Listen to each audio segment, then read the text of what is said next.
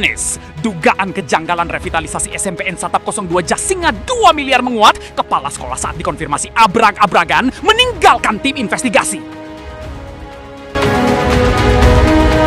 Pemirsa, sangat-sangat ironis. Proyek program revitalisasi satuan pendidikan tahun 2026 di SMP Negeri Satap 02 Jasinga Kabupaten Bogor mulai menuai sorotan serius. Tim investigasi dari Lembaga Pemantau Independen Tindak Pidana Korupsi Indonesia atau LPI Tipikor Indonesia menemukan sejumlah hal yang dinilai perlu mendapat perhatian aparat pengawas maupun penegak hukum terkait keterbukaan pelaksanaan dan penggunaan anggaran proyek revitalisasi tersebut. Berdasarkan papan informasi kegiatan di lokasi, proyek revitalisasi sekolah itu bersumber dari APBN tahun anggaran 2026 dengan nilai bantuan sebesar Rp2.089.617.000 dilaksanakan oleh Panitia Pembangunan Satuan Pendidikan atau P2SP selama 150 hari kalender mulai 27 April hingga 24 September 2026.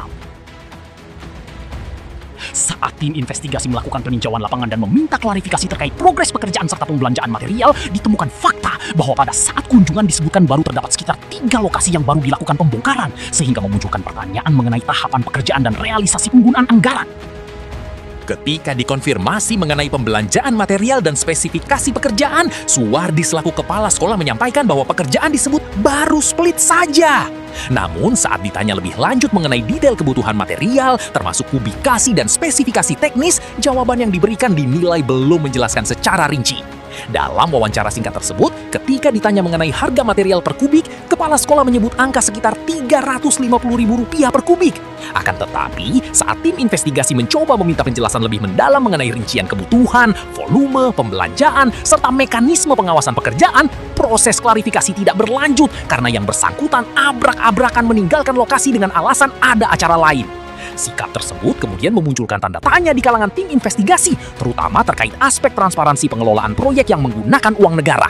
Tim investigasi menilai setiap proyek yang dibiayai APBN wajib terbuka terhadap pengawasan publik dan mampu memberikan penjelasan administratif maupun teknis secara akuntabel.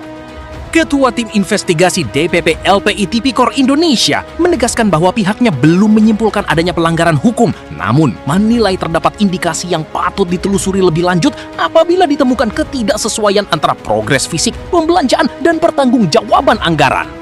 Karena ini menggunakan uang negara, maka prinsip keterbukaan, akuntabilitas, dan transparansi wajib dikedepankan.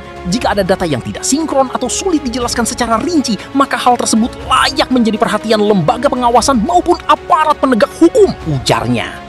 Secara hukum, pengelolaan anggaran negara wajib berpedoman pada prinsip akuntabilitas sebagaimana diatur dalam Undang-Undang Nomor 17 Tahun 2003 tentang Keuangan Negara serta keterbukaan informasi publik dalam Undang-Undang Nomor 14 Tahun 2008 tentang keterbukaan informasi publik KIP. Selain itu, apabila di kemudian hari ditemukan adanya perbuatan melawan hukum yang mengarah pada penyalahgunaan anggaran negara, maka dapat dikaji berdasarkan Undang-Undang Nomor 31 Tahun 1999, Yungto Undang-Undang Nomor 20 Tahun 2001 tentang pemberantasan tindak pidana korupsi, khususnya terkait dugaan penyalahgunaan kewenangan yang berpotensi merugikan keuangan negara. LPI Tipikor Indonesia menyatakan akan terus mengawal perkembangan proyek revitalisasi tersebut dan mendorong pihak terkait, termasuk pelaksana kegiatan, untuk memberikan klarifikasi terbuka demi menghindari spekulasi di tengah masyarakat. Hingga berita ini diterbitkan, pihak sekolah masih memiliki ruang hak jawab dan hak klarifikasi atas berbagai pertanyaan maupun temuan lapangan yang disampaikan tim investigasi. Dari Jasinga Bogor, jurnalis Lensa Mediagu melaporkan.